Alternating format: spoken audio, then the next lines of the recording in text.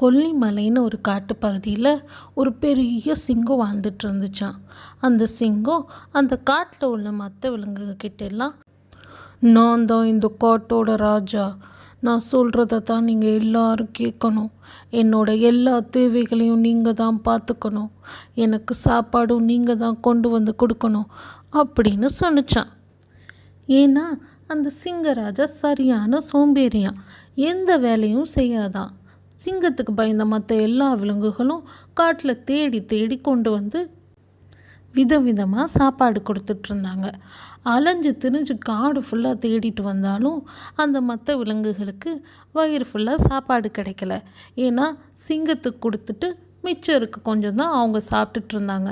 சில நேரம் எதுவுமே மிஞ்சாது. ஆனாலும் எல்லா விலங்குகளும் சிங்கராஜாவை மரியாதையாக நடத்துச்சான்.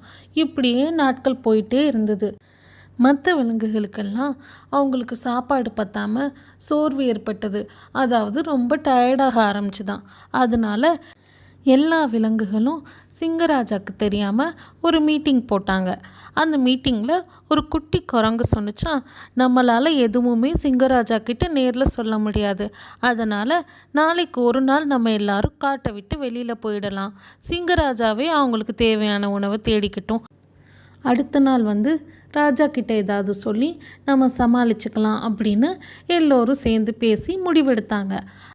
அது போலவே எல்லாரும் அடுத்த நாள் பக்கத்து காட்டுக்கு போயிட்டாங்க. இது தெரியாத நம்ம சிங்கராஜா பொறுமையாக தூங்கி எழுந்திரிச்சு அதே இடத்துல சாப்பாட்டுக்காக காத்துக்கிட்டு இருந்துச்சு. ஆனால் யாருமே வரல. நம்ம சிங்கத்துக்கு பயங்கரமான பசி எடுத்துச்சு.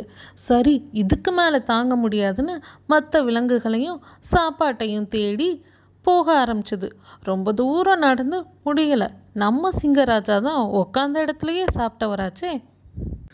அப்போ தான் நினச்சிது, பசி வேற தாங்க முடியல, காட்டில் யாரையுமே காணோம், இவ்வளோ தூரம் நடந்தும் சாப்பாடே கிடைக்கலையே, நமக்கு வேற நடந்து பழக்கம் இல்லை, இப்படித்தானே எல்லா விலங்குகளும் உணவை தேடி, அதாவது சாப்பாடை தேடி அலைஞ்சிருக்குன்னு, அதான் என்னை விட்டுட்டு போயிட்டாங்கன்னு ரொம்ப ஃபீல் பண்ணுச்சு. அப்புறம் கிடைச்ச கொஞ்சம் சாப்பாடை சாப்பிட்டுட்டு களைப்புல அப்படியே தூங்கிடுச்சு. மறுநாள் மதியம் எல்லா விலங்குகளும் காட்டுக்குள்ளே ஒரு பயத்தோடையும் தயக்கத்தோடையும் சிங்கராஜாவை பார்க்க வந்தாங்க. சிங்கராஜா எழுந்து நின்று, எல்லோரும் என்னை தனியாக விட்டுட்டு எங்கே போனீங்கன்னு கேட்டுச்சு. உடனே நம்ம குட்டி குரங்கு, மன்னிச்சிடுங்க சிங்கராஜான்னு சமாளிக்க ஆரம்பிச்சுது. உடனே சிங்கம், இல்லை, நீங்கள் எல்லோரும் என்ன மன்னிச்சிடுங்க, நீங்கள் என்னை விட்டுட்டு போன ஒரு நாளில் என்னோடய தவறையும் தனிமையும் நான் உணர்ந்துட்டேன். இனிமேல் நீங்கள் யாரும் எனக்கு உணவு கொண்டு வந்து கொடுக்க வேண்டாம். அவங்களுக்கு கிடைக்கிறத சாப்பிட்டுட்டு ஒத்துமையாக நாம் இந்த காட்டிலேயே சந்தோஷமாக இருப்போம் அப்படின்னு சொன்னிச்சு. அதுக்கப்புறம் எல்லோரும் ரொம்ப சந்தோஷமாக அந்த காட்டில் இருந்தாங்க.